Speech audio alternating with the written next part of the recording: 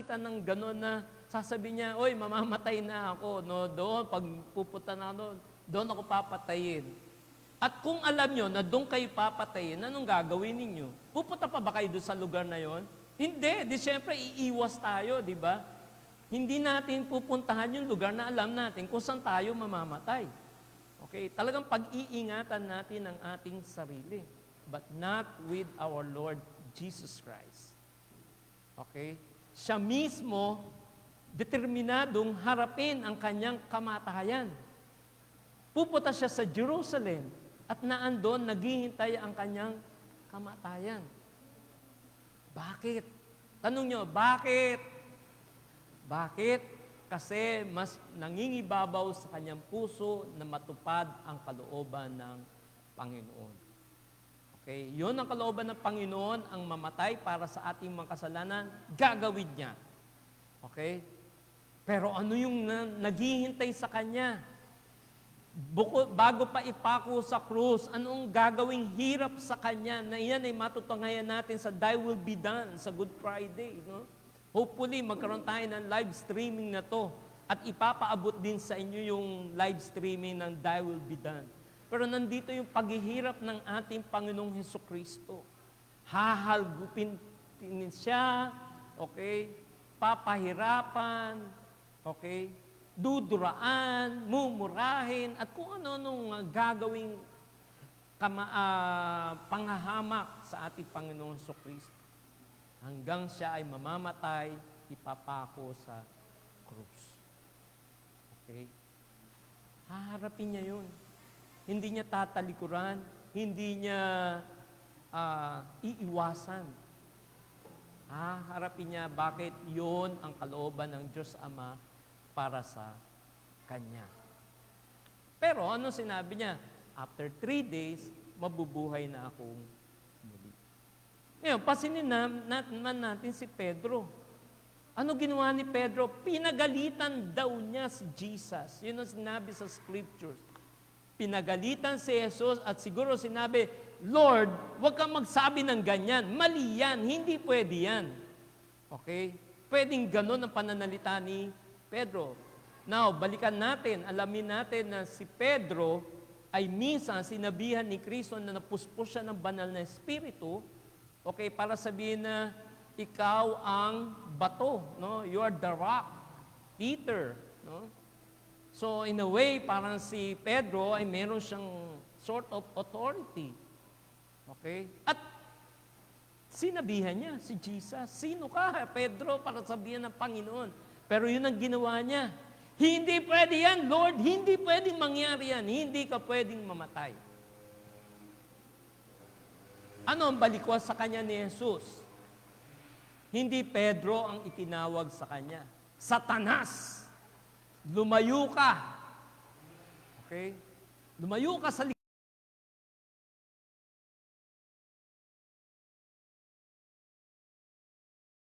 likuran ko. Okay? Imagine nyo si Peter, sinabihan ng Satanas. Hindi Pedro, mali yan, no? Sinabi niya, Satanas, lumayo ka. Okay? Imagine. Okay. Si Pedro, bakit niya sa tingin nyo, bakit sinabi ni Pedro yon? Pwedeng naisip niya, Lord, kung mawawala ka, paano na kami? Sino maglilid sa amin? Paano na kami? O kaya, Lord, hindi pwede, kawawa ka, magiging kawawa ka, hindi ka pwedeng mamatay. Okay? Human concerns, emotions, no? Iiral. Ano na mangyayari sa amin pag wala ka? So yun na maaring pumasok sa isip ni Pedro. Kung kaya pinagalitan niya si Jesus, hindi pwedeng mangyari yan. Okay? Kailangan ituloy mo ang pagtuturo mo. Kailangan ituloy mo yung pagpapagaling mo sa mga may sakit. Marami pang mayroong may sakit na nangangailangan sa iyo. So bakit ka mamamatay? Hindi pwede. Okay? Pero, ano sabi ni Jesus? Satanas, lumayo ka. Okay? Umalis ka sa aking likuran. Okay? Tingnan nyo si Satanas ay nasa likuran ni Jesus. Eh, sino ba nasa likuran niya? Si Pedro, no? So, ano ibig sabihin nun? Ginagamit ni Satanas si Pedro. Okay? Last week, pinag-aralan natin na si Kristo ay tinukso ng dyablo 40 days and 40 nights. Pero, mag-isa lang si Jesus doon sa ilang. Okay? Ngayon, nakatsyempo ang dyablo, si Satanas, na gamitin ang isa sa pinakamalapit sa buhay ni Kristo. Okay? Si Pedro. Okay? So, sabi ni siguro ng Satanas, nanalo ka ngayon, napagtagumpayan mo lahat ng mga tukso. Nag-iisa ka kasi. Paano kung idadamay ko na yung iba? Okay? At ang idinamay nga niya ay sino? Si Pedro. Okay? At bakit si Pedro? Bakit hindi si Juan? Bakit hindi si Santiago? Okay?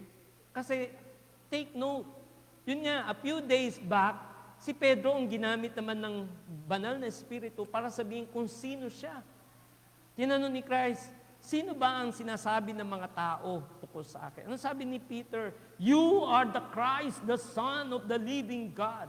So, nandun yung authority ni Pedro. So, maaaring si Satanas, isip niya, si Pedro ang gagamitin ko kasi nasa kanya yung words ng Panginoon. So, maaaring ganon, hindi ko sinasabing ganon, pero maaaring ganon na nangyari. Kung kaya't ang ginamit niya ay si Pedro. Pero ano ang naging dahilan kung bakit siya tinawag na Satanas? Kasi hinahadlangan niya, ang katuparan ng kalooban ng Diyos para sa ating Panginoon Jesucristo. Ano ang kalooban ng Diyos? Mamatay siya para sa ating mga kasalanan. Eto si Pedro, sasabihin, hindi pwede. Okay? Hindi pwede, hindi ka pwedeng mamatay. So ano ginagawa ni Pedro? Hinaharangan niya, ang paggawa ng ating Panginoon sa kalooban ng Panginoon Diyos. Siguro sabi ni Pedro, wag mo munang mamatay. Marami ka pang tuturuan, marami ka pang papagalingin may sakit. Hindi na yun Nakatakda na ang oras na si Jesus ay pumunta sa Jerusalem, harapin ang kanyang kamatayan. Tapos eto si Pedro, sasabihin, hindi pwede. So natural, sasabihin ni Jesus kay Pedro, Satanas. Okay, bakit? Ano ba ang ugali ni Satanas? Ang baliktarin, ang hindi tayo gumawa ng kalooban ng Diyos. Okay? Sa simula pa, balikan natin si Eva at si Adan. Ano ba ang tuksong ibinigay ng dyablo sa kanila? Di ang wag gawin ang kalooban ng Panginoon at sundin ang sarili nilang kalooban. Ano ang kalooban ng Panginoon? Wag mong kakainin ang pinagbabawal na bunga. Yun ang kalooban ng Panginoon. Dahil kapag kinamyan, ikaw ay mamamatay. Pasok ang dyablo. Kinuusap si Eva at si Adan. Si Eva, kainin mo yan, di ka naman mamamatay. Okay, ang sarap niyan. Yummy yan. No? Kainin mo yan. Okay? Ano ang ginawa ni Eva? Ang sarap. Tinignan, kinain. Naisip niya, hindi ako namatay. Binigay kay Adan. Hindi tayo namatay. Okay? Pero ano nangyari? Hindi na nila sinunod ang kalooban ng Diyos. Ano ang sinunod nila? Hindi kalooban nila, kalooban ng dyablo.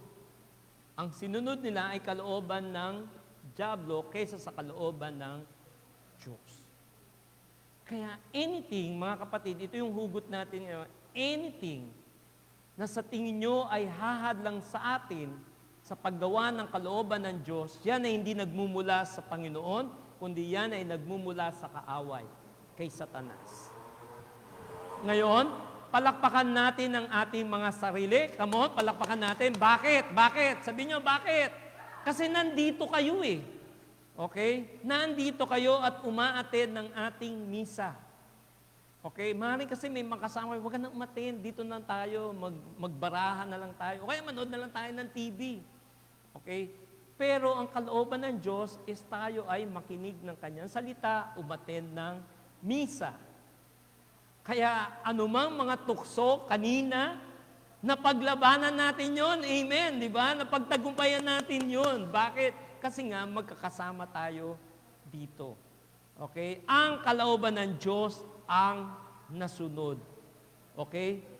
O kaya, mga kapatid, kung minsan may gusto tayo, kunwari magbabasa tayo ng Bible, no? Aaralin natin ang salita niya. Biglang may lalapit sa atin. Huwag mo nang basahin yan. Apakahirap niyan, intindihin. Pwede niyo sabihin, Satanas, lumayo ka sa akin. No?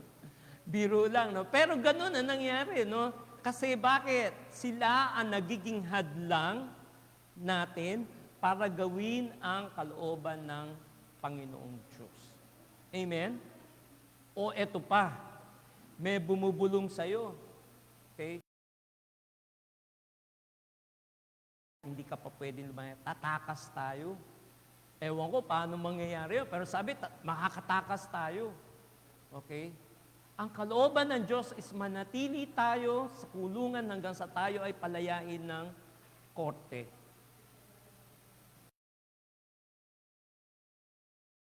Lalabag sa kalooban ng Diyos. Ano mangyayari? Okay?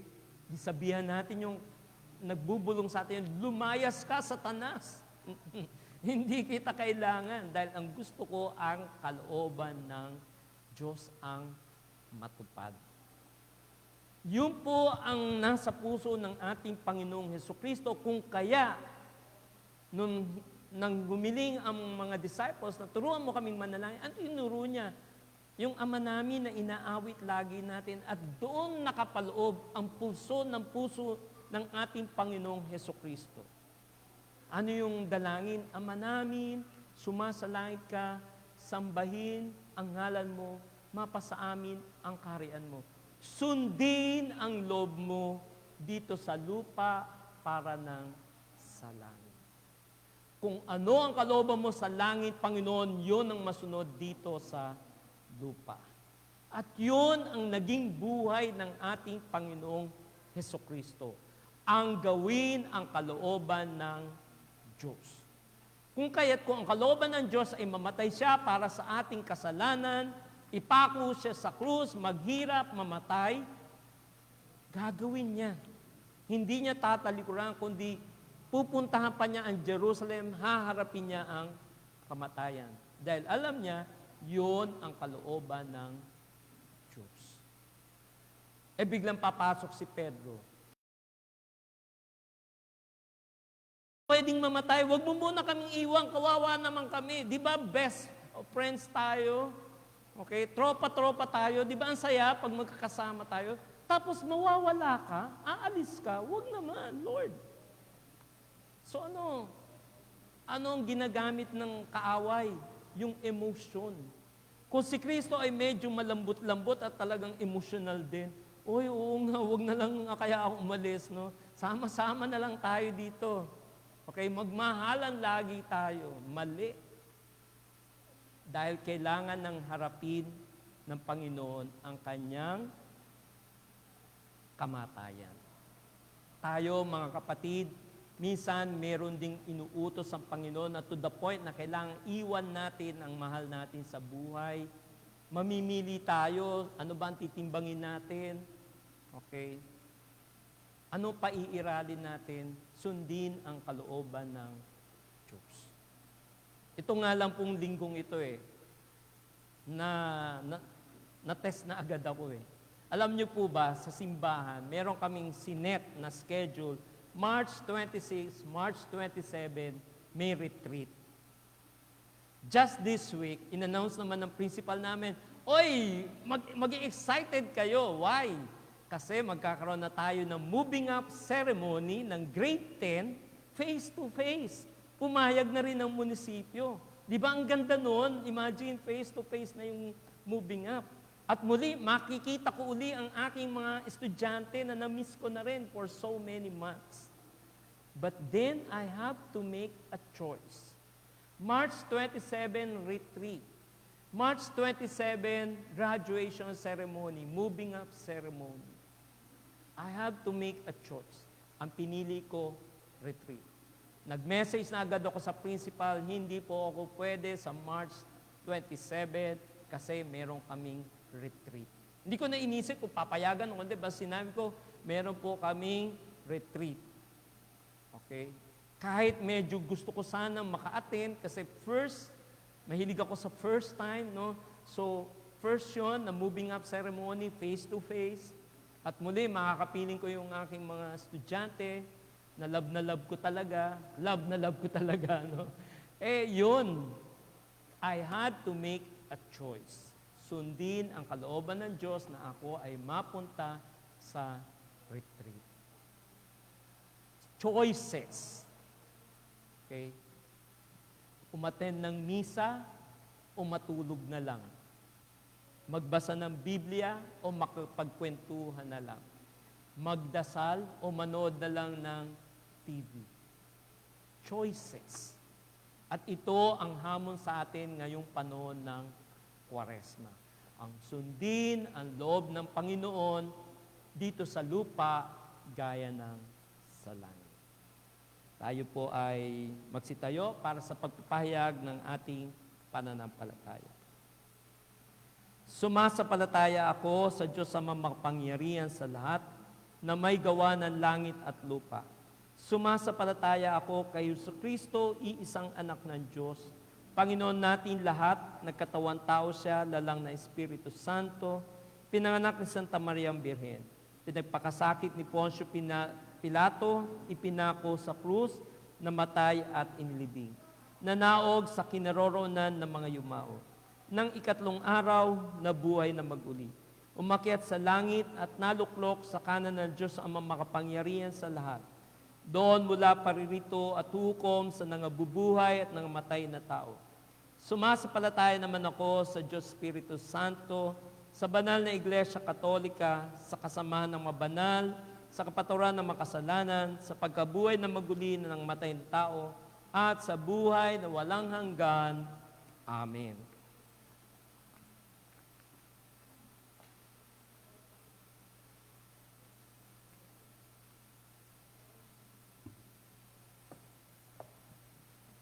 Give thanks with a grateful heart. Give thanks to the Holy One. Give thanks because He's given Jesus Christ, His Son. Give thanks with a grateful heart. Give thanks to the Holy One. Give thanks because He's given Jesus Christ, His Son. And now let the weak say, I am strong. Let the poor say, I am rich, because of what the Lord has done for us. And now let the weak say, I am strong. Let the poor say, I am rich, because of what the Lord has done for us. Give thanks. Ngayon, mga kapatid, sa tagubilin na nakakagaling na utos ni Kristo na ating Panginoon at Diyos, pahag natin na may lakas loob ang Ama namin. Ama namin, sumasalangit ka, sambahin ang ngalan mo. Mapasa amin ang kaharian mo, sundin ang loob mo. Dito sa lupa para na sa langit, bigyan mo po kami ngayon ng aming kakanin sa araw-araw at patawarin mo kami sa aming mga sala, para na pagpapatawad namin sa nagkakasala sa amin. At huwag mo kaming ipahintulot sa tukso, at iadya mo kami sa lahat ng masama. Hiniling namin iadya kami sa lahat ng masama, pagkalooban ng kapayapaan araw-araw, iligtas sa kasamaan at ilayo sa tanang kapamakan, samantalang hintay namin ang pagpapayag ng tagapagligtas naming si Jesucristo. Sapagkat sa iyo nagmumula ang kaharian, ang kapangyarihan, at ang kalwalhatian magpasawalang hanggan. Amen.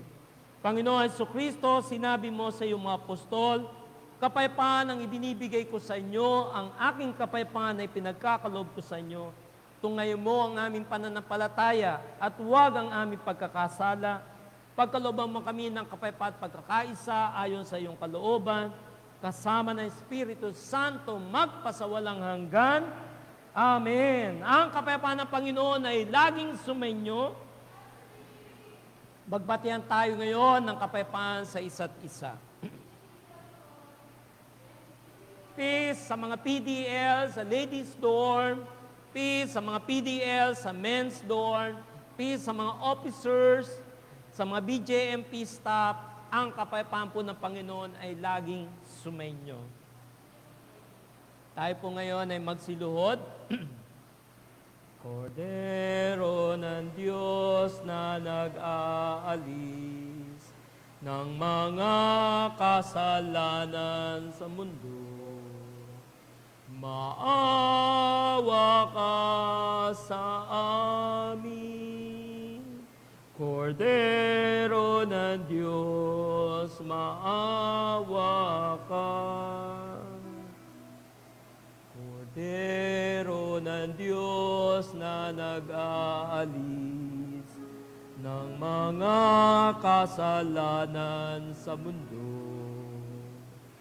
maawa ka sa amin.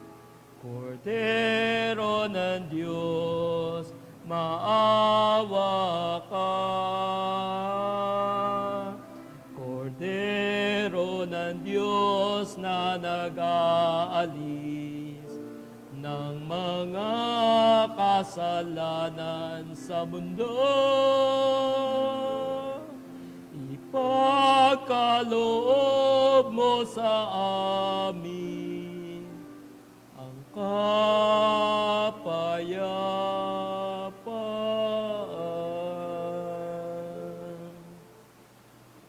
Mga kapatid, narito ang kordero ng Diyos na nag-aalis ng mga kasalanan ng sanlibutan.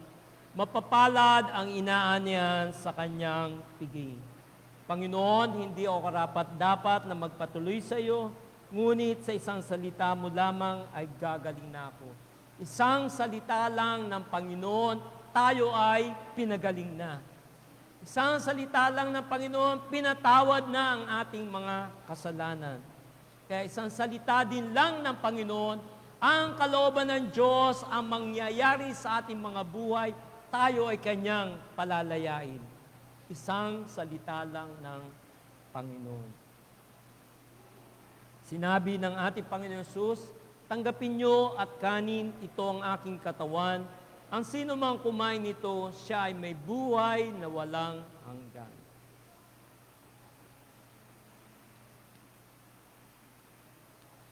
Ganon din, sinabi niya, ito ang aking dugo, tanggapin niyo at inumin. Ang sino mang uminom nito, siya ay may buhay na walang hanggan.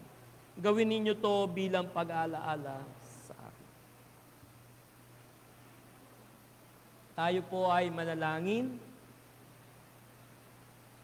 Panginoon, ito ang aming pananampalataya na bagamat hindi namin kayo matatanggap ng pisikal na sakramento ng komunyon, inatanggap ka namin ng spiritual. At maraming salamat sa kalakasang tinatanggap namin sa pagtanggap namin ng inyong buhay. Maraming salamat, Panginoon, sa dakila mong pagmamahal. kung kaya't inalay mo ang iyong buhay sa amin, kung kaya't hinarap mo ang Jerusalem, kung kaya't pinuntahan mo yon at hinarap ang iyong kamatayan para sa pagmamahal mo sa amin. At ngayon ay tinatanggap namin ito ng mayroong pananampalataya.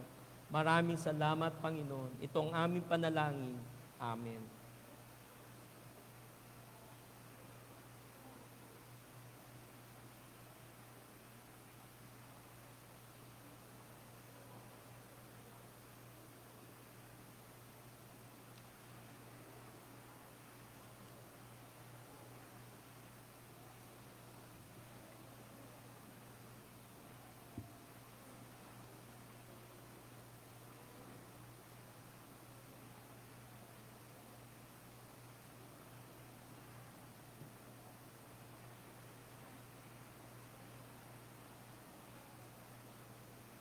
Tayo po ay manalangin. Panginoon Hesus, ibinigay mo na sa amin ang iyong katawan at dugo. Naway palakasin kami para sa buhay ngayon at makamtan ang kaharian ng Diyos, magpasawalang hanggan. Amen.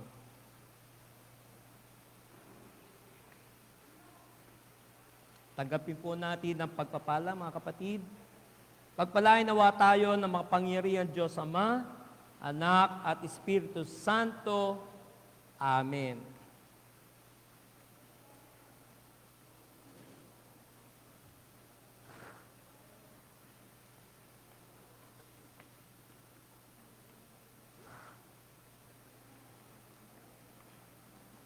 Mga kapatid, tapos na po ang banal na misa. Humayo tayo at paglingkuran ang Panginoon. Salamat sa Diyos, sa ngalan naman ng Anak at ng Espiritu Santo. Amen. Palakpakan natin ang Panginoon. Muli tayo ay magkikita sa Biyernes para sa ating Bible study. Ito po ay gaganapin ng alas 11 ng umaga. Maraming salamat po at magandang umaga sa ating lahat.